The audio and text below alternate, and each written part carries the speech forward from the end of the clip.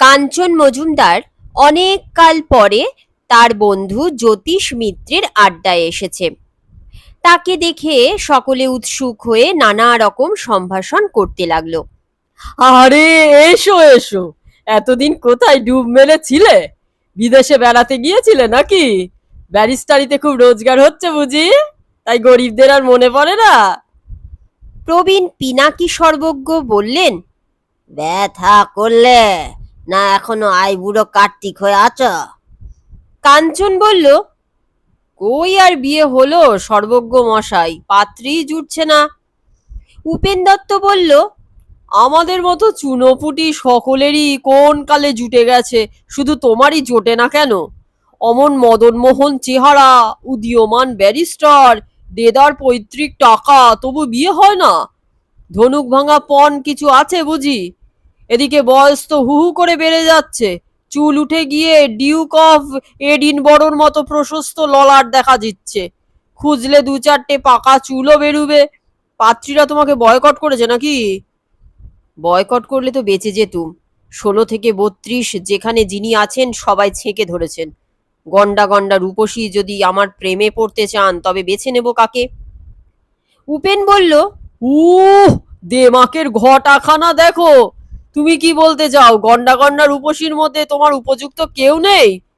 আসল কথা, তুমি ভীষণ খুঁতখুঁতে মানুষ। নিশ্চয়ই তোমার মনের মধ্যে কোনো গন্ডগোল আছে। নিজেকে অদ্বিতীয় রূপবান গুণনিধি মনে করো, তাই পছন্দ মতন মেয়ে কিছুতেই খুঁজে পাও না। হয়তো মেয়েরাই তোমার কথা শুনে ভড়কে যায়। মিছিমিছি আমার দোষ দিও না উপেন। বিয়ের জন্যে আমি সত্যিই চেষ্টা করছি, কিন্তু যাকে তাকে তো চিরকালের সঙ্গিনী করতে পারি না। হঠাৎ প্রেমে পড়ার লোক আমি নই। আমার একটা আদর্শ, একটা মিনিমাম স্ট্যান্ডার্ড আছে। রূপ অবশ্যই চাই, কিন্তু বিদ্যা বুদ্ধি কালচারও বাদ দিতে পারি না। সুশিক্ষিত অথচ শান্ত নম্র মেয়ে হবে। বিলাসিনী উড়নচণ্ডী বা উগ্রচণ্ডা খান্ডারিনী হলে চলবে না। একটু আধটু নাচুক তাতে আপত্তি নেই, কিন্তু হরদম নাচিয়ে মেয়ে আমার পছন্দ নয়।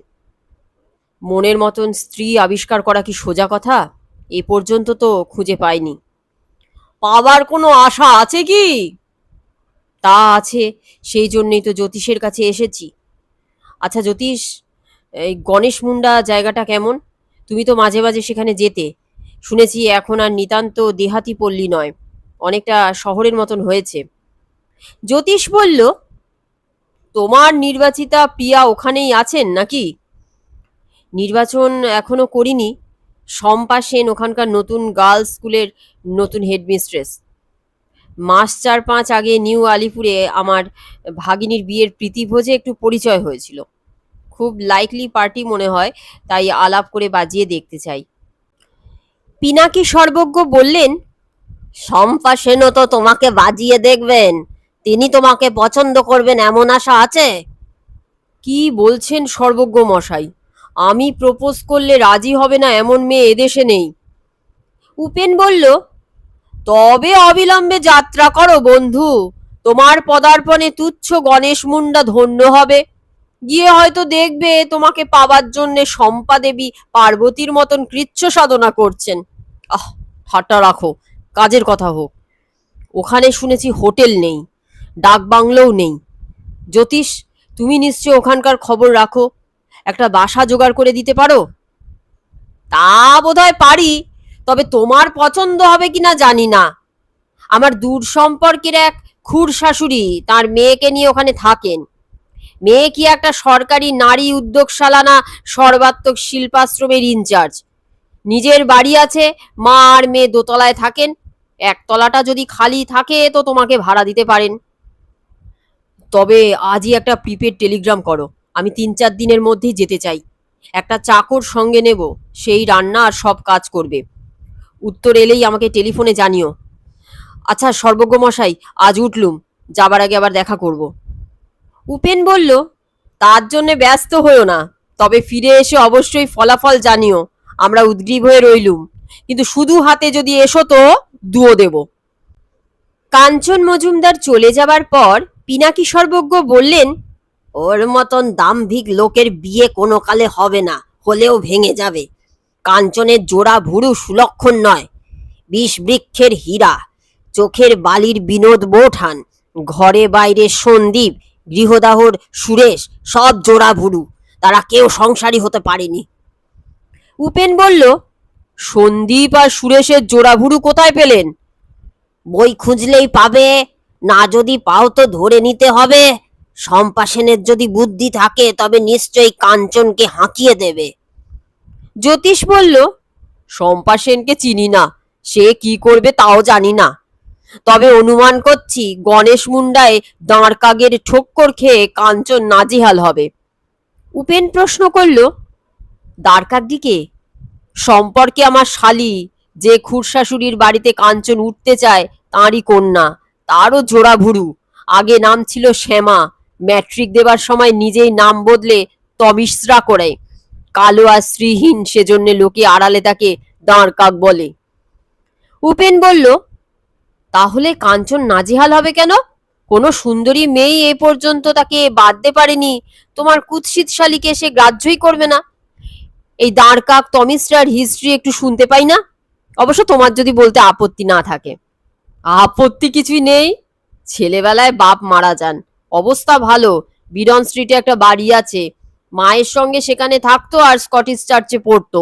স্কুল কলেজের আর পাড়ার বজ্জাত ছোকরারা তাকে দাঁড় কাক বলে খেপাতো। কেউ কেউ সংস্কৃত ভাষায় বলতো দণ্ডবায়স হুস। এখানে সে অতিষ্ঠ হয়ে উঠেছিল। আইএসসি পাশ করেই মায়ের সঙ্গে মাদ্রাজে চলে যায়। সেখানে ওর চেহারা কেউ লক্ষ্য করতো না, খেপাতও না। মাদ্রাজ থেকে বিএসসি আর এমএসসি পাশ করে তারপর তার পিতৃবন্ধু এক বিহারী মন্ত্রীর অনুগ্রহে গণেশ মুন্ডায় নারী উদ্যোগশালায় চাকরি পায়। খুব কাজের মেয়ে। তমিশ্রা নাগের বেশ খ্যাতি হয়েছে। মিষ্টি গলা, চমৎকার গান গায়, সুন্দর বক্তৃতাও দেয়, কথাবার্তায় অতি ব্রিলিয়ান্ট। ওর দাঁড় কাক উপাধিটা ওখানেও পৌঁছেছে। হিন্দিতে হয়েছে কৌয়া দিদি। গুণগ্রাহী অ্যাডমায়াররাও দু চারজন আছে, কিন্তু কেউ বেশি দূর এগুতে পারেনি। নিজের রূপ নেই বলে পুরুষ যাত্রার ওপর ওর একটা আক্রোশ আছে, খোঁচা দিতে ভালোবাসে। কাঞ্চনকে স্বাগত জানিয়ে তমিশ্রা বলল, কোনো ভালো জায়গায় না গিয়ে এই তুচ্ছ গণেশ মুন্ডায় হাওয়া বদলাতে এলেন কেন? আমাদের এই বাড়ি অতি ছোট, আসবাবও সামান্য, অনেক অসুবিধা আপনাকে সইতে হবে। কাঞ্চন বলল, ঠিক হাওয়া বদলাতে নয়, একটু কাজে এসেছি। আমার অসুবিধা কিছুই হবে না। একটা রান্নার জায়গা আমার চাকরকে দেখিয়ে দেবেন, আর দয়া করে কিছু বাসন দেবেন। জ্যোতিষকে যে টেলিগ্রাম করেছিলেন তাতে তো ভাড়ার রেট জানাননি। জ্যোতিষবাবু আমাদের কুটুম্ব, আপনি তার বন্ধু, অতএব আপনিও কুটুম্ব। ভাড়া নেব কেন? রান্নার ব্যবস্থাও আপনাকে করতে হবে না, আমাদের হেসেলেই খাবেন। অবশ্য বিলাতে রিটস কার্লটন বা দিল্লির অশোকা হোটেলের মতন সার্ভিস পাবেন না। সামান্য ভাত ডাল তরকারিতেই তুষ্ট হতে হবে। মাছ এখানে দুর্লভ, তবে চিকেন পাওয়া যায়। না না, এ বড়ই অন্যায় হবে মিস নাক। বাড়ি ভাড়া নেবেন না, আবার বিনা খরচে খাওয়াবেন, এ হতেই পারে না। তমিশ্রা স্মিত মুখে বলল, ও, বিনামূল্যে অতিথি হলে আপনার মর্যাদার হানি হবে? বেশ তো, থাকা আর খাওয়ার জন্য রোজ 3 টাকা দেবেন। 3 টাকায় থাকা আর খাওয়ার খরচ কুলোয় না, আমার চাকরও তো আছে। আচ্ছা আচ্ছা, 5, 7, 10, যাতে আপনার সংকোচ দূর হয় তাই দেবেন। টাকা খরচ করে যদি তৃপ্তি পান তাতে আমি বাধা দেব কেন? দেখুন, আমার মায়ের কোমরের ব্যথাটা বেড়েছে, নিচে নামতে পারবেন না। আপনি চা খেয়ে বিশ্রাম করে একবার ওপরে গিয়ে তার সঙ্গে দেখা করবেন, কেমন? অবশ্যই করব। আচ্ছা, আপনাদের এই গণেশ মুন্ডায় দেখবার জিনিস কি কি আছে? লালকেল্লা নেই, তাজমহল নেই, কাঞ্চনজঙ্ঘাও নেই। মাইল দেড়েক দূরে একটা ঝর্ণা আছে, ঝম্পাঝোড়া। কাছাকাছি একটা পাহাড় আছে, 50 বছর আগে বিপ্লবীরা সেখানে বোমার ট্রায়াল দিত। তাদের দলের একটি ছেলে তাতেই মারা যায়। তার কঙ্কাল নাকি এখনো একটা গভীর খাদের নিচে দেখা যায়।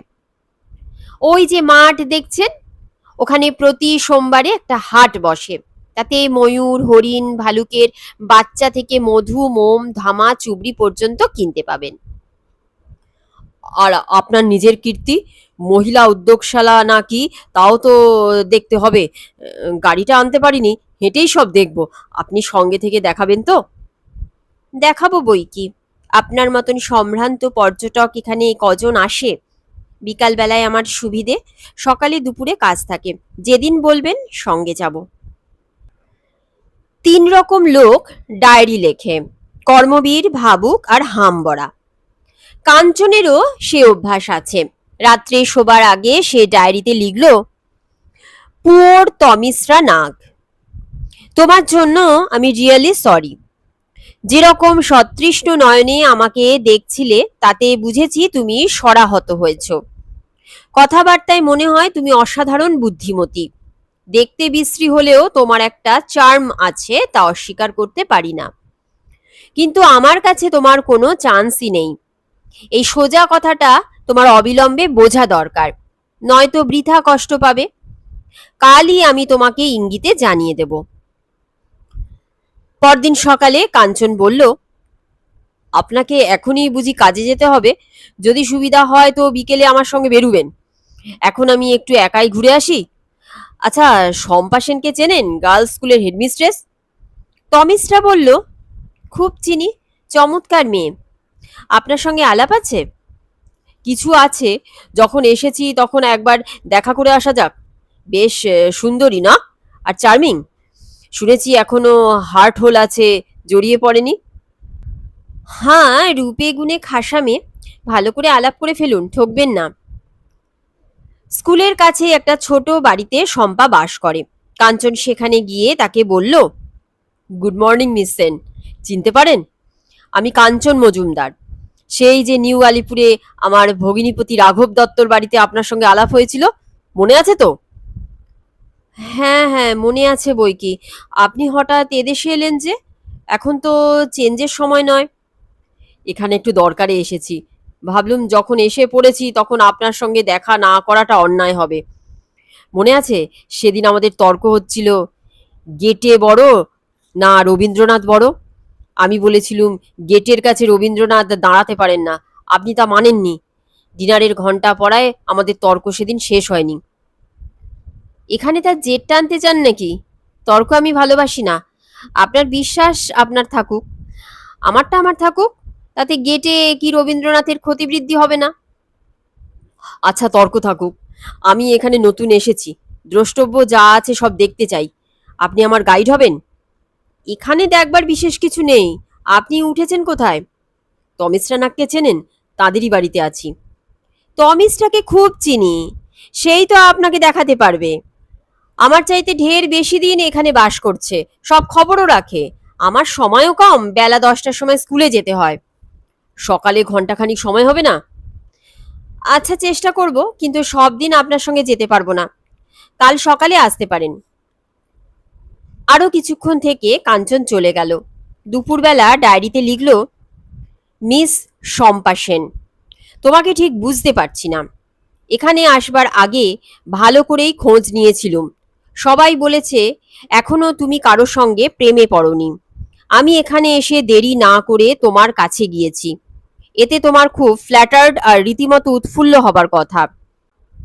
তুমি সুন্দরী, বিদুষীও বটে, কিন্তু আমার চাইতে তোমার মূল্য ঢের কম।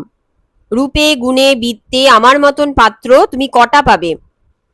মনে হচ্ছে তুমি একটু অহংকেরে, মানুষ চেনবার শক্তিও তোমার কম। কাঞ্চন প্রায় প্রতিদিন সকালে শম্পার সঙ্গে আর বিকালে তমিশ্রার সঙ্গে বেড়াতে লাগলো। গণেশ মুন্ডার একটি মাত্র বড় রাস্তা, তারই ওপর তমিশ্রাদের বাড়ি। একটু এগিয়ে গেলেই গোটা কতক দোকান পড়ে। তার মধ্যে বড় হচ্ছে রামসেবক পাড়ের মুদিখানা আর কহেলিরাম বজাজের কাপড়ের দোকান। এইসব দোকানের সামনে দিয়েই কাঞ্চন আর তার সঙ্গিনী শম্পা বা তমিশ্রার যাতায়াতের পথ। দোকানদাররা খুব নিরীক্ষণ করে ওদের দেখে। একদিন বেরিয়ে ফেরবার সময় তমিশ্রা রামসেবকের দোকানে এসে বলল, পায়েজি, এই ফর্দটা নাও, সব জিনিস কাল পাঠিয়ে দিও, চিনিতে যেন পিঁপড়ে না থাকে। রামসেবক বলল, আপনি কিছু ভাববেন না দিদিমণি, সব খাঁটি মাল দিব। এই বাবু সাহেবকে তো চিনছি না, আপনাদের মেহমান? হ্যাঁ, ইনি এখানে বেড়াতে এসেছেন। রাম রাম বাবুজি, আমার কাছে সব ভালো ভালো জিনিস পাবেন। মহিন বাসুমতি চাউল, খাঁটি ঘিউ, পোলাওয়ে সব মশলা, কাশ্মীরি জাফরান, পিস্তা, বাদাম, কিশমিশ, অ্যাসেটিলিন বাত্তি ভি আমি রাখি। ওসবের দরকার আমার নেই। না হুজুর, ভোজের দরকার তো হতে পারে, তখন আমার বাত ইয়াদ রাখবেন। দোকান থেকে বেরিয়ে কাঞ্চন বলল, লোকটা আমাকে ভোজন বিলাসী ঠাউরেছে। তমিশ্রা হেসে বলল, তা নয়। ডিকেন্সের সারা গ্যামকে মনে আছে? তার পেশা ধাইগিরি আর রোগী আগলানো। সদ্য বিবাহিত বর কনে গির্জা থেকে বেরুচ্ছে দেখলেই সারা গ্যাম তাদের হাতে নিজের একটা কার্ড দিত। তার মানে প্রসবের সময় আমাকে খবর দেবেন। গণেশ মুন্ডার দোকানদাররাও সেই রকম। কুমারী মেয়ে কোনো জোয়ান পুরুষের সঙ্গে বেড়াচ্ছে দেখলেই মনে করে বিবাহ আসন্ন, তাই নিজের আর্জি আগে থাকতেই জানিয়ে রাখে। এদের আক্কেল কিছুমাত্র নেই। আমার সঙ্গে আপনাকে দেখে অমন ভুল বোঝা ওদের উচিত হয়নি, তাই না? কি জানেন, এরা হচ্ছে ব্যবসাদার। সুরূপ কুরূপ গ্রাহ্য করে না, শুধু লাভ লোকসান বোঝে। আপনি যে মস্ত ধনী লোক তা এরা জানে না। ভেবেছে আমার মায়ের বাড়ি আছে, অন্য সম্পত্তিও আছে, আমি একমাত্র সন্তান, রোজগারও করি, অতএব বিশ্রী হলেও আমি সুপাত্রী। এরা অতি অসভ্য, এদের ভুল ভেঙে দেওয়া দরকার। আপনি শম্পাকে নিয়ে ওদের দোকানে গেলেই ভুল ভাঙবে। পরদিন সকালে শম্পার সঙ্গে যেতে যেতে কাঞ্চন বলল, আমার একজোড়া সক্স দরকার। চলুন, কহেলিরামের দোকানে চলুন। কহেলিরাম সসম্ভ্রমে বলল, নমস্তে বাবু সাহেব। আসেন সেন মিসি বাবা। মোজা চাহি? নাইলন, সিল্ক, পশমি, সুতি? কাঞ্চন বলল, 10 ইঞ্চি গ্রে উলুন একজোড়া দাও। মোজা দিয়ে কহেলিরাম বলল, যা দরকার হবে সব এখানে পাবেন হুজুর। হাওয়াই বুশার্ট আছে, লিবার্টি আছে, ট্রাউজার ভি আছে, জর্জেট ভয়েল নাইলন শাড়ি আছে, বেনারসি ভি আমি রাখি, ভেলভেট সাটিন কিংখাব ভি, ভালো ভালো বিলাতি এসেন্স ভি রাখি। দেখবেন হুজুর। দোকান থেকে বেরিয়ে কাঞ্চন সহাস্যে বলল, এই বর কনের পোশাক সবই আছে, এরা একেবারে স্থির করে ফেলেছে দেখছি। বিকালে কাঞ্চনের সঙ্গে তমিশ্রা রামসেবকের দোকানে এসে এক বান্ডিল বাতি কিনল। রামসেবক বলল, দিদিমণি, একটো ছোকরা চাকর রাখবেন, খুব কাজের লোক, আপনার বাজার করবে, চা বানাবে, বিছানা করবে, বাবু সাহেবের জুতি ভি বুরুস করবে। দরমাহা বহুত কম, 10 টাকা দিবেন, আমি ওর জামিন থাকবো। এ মুন্নালাল ইধারা। তমিশ্রার একটা চাকরের দরকার ছিল। মুন্নালালকে পেয়ে খুশি হলো। বয়স আন্দাজ 16, খুব চালাক আর কাজের লোক। রাত্রে কাঞ্চন তার ডায়েরিতে লিখল, শম্পা, তোমার কি উচ্চাসা নেই? নিজের ভালো মন্দ বোঝবার শক্তি নেই? আমাকে তো কদিন ধরে দেখলে, কিন্তু তোমার তরফ থেকে কোনো সাড়া পাচ্ছি না কেন? তমিশ্রা তো আমাকে খুশি করবার জন্যে উঠে পড়ে লেগেছে। যাই হোক, আর দুদিন দেখে তোমার সঙ্গে একটা বোঝাপড়া করব। 3 দিন পরে বিকালে তমিশ্রা চায়ের ট্রে আনলো দেখে কাঞ্চন বলল, আপনি আনলেন কেন? মুন্নালাল কোথায়? তমিশ্রা সহাস্যে বলল, সে শম্পার বাড়ি বদলি হয়েছে। আপনিই তাকে পাঠিয়েছেন? আমি নয়, তার আসল মনিব রামসেবক পাঁড়ে, সেই মুন্নাকে ট্রান্সফার করেছে। এখানে তাকে রেখে আর লাভ নেই। কিছুই বুঝলুম না। আপনি একেবারে চক্ষু কর্ণহীন। শম্পা, আমি আর আপনি, এই 3 জনকে নিয়ে গণেশ মুন্ডার বাজারে কি তুমুল কাণ্ড হচ্ছে তার কোনো খবরই রাখেন না। শুনুন, মুন্নালাল হচ্ছে রামসেবকের স্পাই, গুপ্তচর। ওর ডিউটি ছিল আপনার আর আমার প্রেম কতটা অগ্রসর হচ্ছে তার দৈনিক রিপোর্ট দেওয়া। যখন সে জানালো যে কুছ ভি নেহি, নাথিং ডুইং, তখন তার মনিব তাকে শম্পার বাড়ি পাঠালো, শম্পা আর আপনার ওপর নজর রাখবার জন্য। কিন্তু তাতে ওদের লাভ কি? আপনি হচ্ছেন রেসের গোলপোস্ট, শম্পা আর আমি 2 ঘোড়া। কে আপনাকে দখল করে তাই নিয়ে বাজি চলছে। রামসেবক বুকমেকার হয়েছে। প্রথম কদিন আমারই দর বেশি ছিল, 3-1 কোয়া দিদি, কিন্তু কাল থেকে শম্পায় গিয়ে চলেছে, 5-1 সেন মিসি বাবা। আমার এখন কোনো দরই নেই।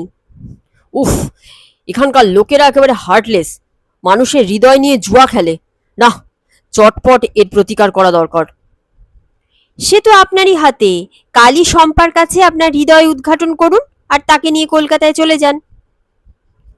পরদিন সকালবেলা শম্পা বলল, আজ আর বেড়াতে পারবো না, শুধু কহেলিরামের দোকানে একবার যাব। বেশ তো, চলুন না, সেখানেই যাওয়া যাক। শম্পার ওপর কাহেলিরাম অনেক টাকার বাজি ধরেছিল। দুজনকে দেখে মহা সমাদরে বলল, আসেন আসেন বাবু সাহেব, আসেন সেন মিসি বাবা, হুকুম করুন, কি দিব? একটা তাঞ্জোর শাড়ি চাই, কিন্তু দাম বেশি হলে চলবে না, 20 টাকার মধ্যে। আরে দামের কথা ছড়িয়ে দেন, আপনার কাছে আবার দাম? এই দেখুন, আচ্ছা জারি পার 35 টাকা। আর এই দেখুন, নয়া আমদানি চিদম্বরম সিল্ক শাড়ি, আসমানি রং, নকশাদার জারি পার, চौड़ा आंचल, बहुत उम्दा। এর असली দাম তো 200 রুপয়া, লেকিন আপনার কাছে 150 লিব। শম্পা মাথা নেড়ে বলল, কোনোটাই চলবে না, অত টাকা খরচ করতে পারবো না। থাক, এখন আর শাড়ি চাই না, আসছে মাসে দেখা যাবে। কাঞ্চন বলল, এই চিদম্বরম শাড়িটা কেমন মনে করেন? শম্পা বলল, ভালোই, তবে দাম বেশি বলছে। আচ্ছা, আপনি যখন কিনলেন না তখন আমিই নিই। কহেলিরাম দন্তবিকাশ করে শাড়িটা সযত্নে প্যাক করে দিল। শম্পা বলল, কাউকে উপহার দেবেন বুঝি? তা কলকাতায় কিনলেন না কেন? শম্পার বাসায় এসে কাঞ্চন বলল, শম্পা, এই শাড়িটা তোমার জন্যই কিনেছি, তুমি পরলে আমি কৃতার্থ হব। ভ্রু কুঁচকে শম্পা বলল, আপনার দেওয়ার শাড়ি আমি নেব কেন? আপনার সঙ্গে তো কোনো আত্মীয় সম্পর্ক নেই। শম্পা, তুমি মত দিলেই চূড়ান্ত সম্পর্ক হবে। আমার সর্বস্ব নেবার অধিকার তুমি পাবে। বলো, আমাকে বিবাহ করবে? আমি ফেলনা পাত্র নই। আমার রূপ আছে, বিদ্যে আছে, বাড়ি গাড়ি টাকাও আছে, তোমাকে সুখে রাখতে পারবো। থামুন, ওসব কথা বলবেন না। কেন? অন্যায় তো কিছু বলছি না। আমার প্রস্তাবটা বেশ করে ভেবে উত্তর দাও। ভাববার কিচ্ছু নেই, উত্তর যা দেবার দিয়েছি। ক্ষমা করবেন, আপনার প্রস্তাবে রাজি হতে পারবো না। অত্যন্ত রেগে গিয়ে কাঞ্চন বলল, একবারে সরাসরি প্রত্যাখ্যান মিস সেন। মিস সেন, আপনি ঠকলেন, কি হারালেন তা এর পর বুঝতে পারবেন। সমস্ত পথ আপন মনে গজগজ করতে করতে কাঞ্চন ফিরে এলো। ডায়েরিতে লেখবার চেষ্টা করলো, কিন্তু তার সোনালি সার্পার কলম থেকে এক লাইনও বেরুলো না। সমস্ত দুপুর সে অস্থির হয়ে ভাবতে লাগলো। বিকালবেলা তমিসরা তার কর্মস্থান থেকে ফিরে এসে কাঞ্চনকে দেখে বলল, এ কি মিস্টার মজুমদার, চুল উস্কো খুস্কো, চোখ লাল, মুখ শুকনো, অসুখ করেছে নাকি? না, অসুখ করেনি। তমিসরা, এই শাড়িটা তুমি নাও, আর বলো যে আমাকে বিয়ে করতে রাজি আছো। তমিসরা খলখল করে হাসলো, যেন শূন্য বালতির ওপর কেউ কল খুলে দিল। তারপর বলল, এই ফিকে নীল শাড়িটা নিশ্চয়ই আমার জন্য কেনেননি। শম্পাকে দিতে গিয়েছিলেন, সে হাঁকিয়ে দিয়েছে, তাই আমাকে দিচ্ছেন। মাথা ঠান্ডা করুন, রাগের মাথায় বোকামি করবেন না। তমিসরা, আমি কলকাতায় ফিরে গিয়ে মুখ দেখাবো কি করে? বন্ধুদের কি বলবো? তারা যে সবাই দুয়ো দেবে। তুমি আমাকে বাঁচাও, বিয়েতে মত দাও। আমি যেন সবাইকে বলতে পারি, রূপ আমি গ্রাহ্য করি না, শুধু গুণ দেখেই বিয়ে করছি। আপনি যদি অন্ধ হতেন তাহলে না হয় রাজি হতুম, কিন্তু চোখ থাকতে কতদিন দাঁড় কাককে সইতে পারবেন? শম্পার আমি ছাড়া কি মেয়ে নেই? যা বলছি শুনুন, কাল সকালের ট্রেনে কলকাতায় ফিরে যান। আপনি হিসেবি লোক, প্রেমে পড়ে বিয়ে করা আপনার কাজ নয়। সেকেলে পদ্ধতি আপনার পক্ষে ভালো। ঘটক লাগিয়ে পাত্রী স্থির করুন, বেশি যাচাই করবেন না। তবে একটু বোকাশোকা মেয়ে হলেই ভালো হয়, অন্তত আপনার চাইতে একটু বেশি বোকা, তবেই আপনাকে বরদাস্ত করা তার পক্ষে সহজ হবে।